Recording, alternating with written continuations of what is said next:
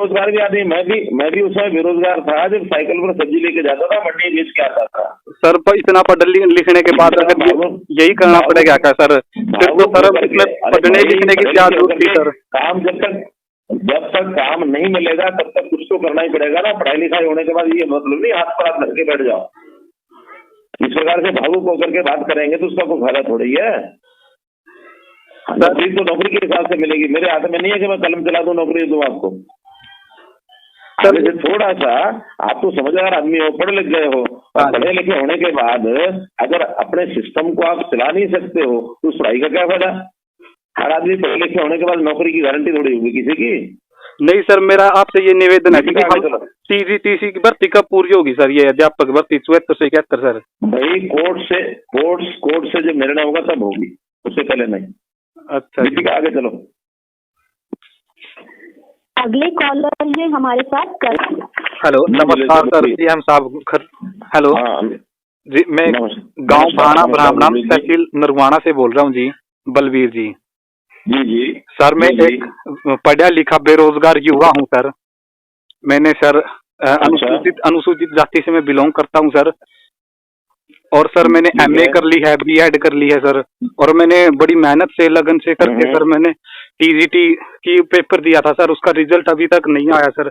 मुझे रोना आ रहा है सर, सच में सर, अभी भी मैं रोना आ रहा है सर।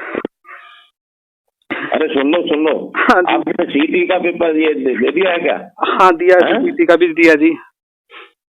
तो सीटी का पेपर तो अभी दिया है, उसके बाद कौन सा 56 दिया, कौन सा दिया? नहीं जी, उसमें नहीं आया जी मेरा। बाद का जो दूसरा पेपर होना है ना? हाँ जी। हाँ, तो दूसरा पेपर होगा तभी तो कुछ मिलेगा। नहीं सर, अगर पेपर ही नहीं होगा जब तक सर ये जो टीजीटी की भर्ती है सर, अध्यापक भर्ती 7471 सर, इसमें मेरा पेपर डीवी हो चुकी है सर इसमें मेरी। नहीं तो फिर डीवी हो गई तो इसका रिजल्ट आया कि नहीं आया अभी? नहीं सर, आया नहीं, अभी तक रिजल्ट नहीं आया सर। डीवी हुई है, डॉक्यूमेंट वेरिफिकेशन हो चुकी है सर।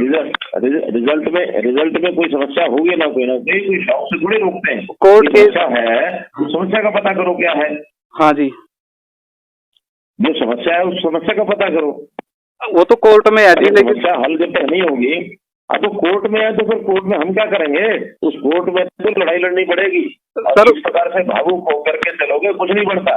अगर हम भले पढ़े लिखे हैं, लेकिन पढ़े लिखे होने के बाद भी अपने घर के गुजारे के लिए, काम करने के लिए अगर आदमी हिम्मत करे तो सब कर सकता है।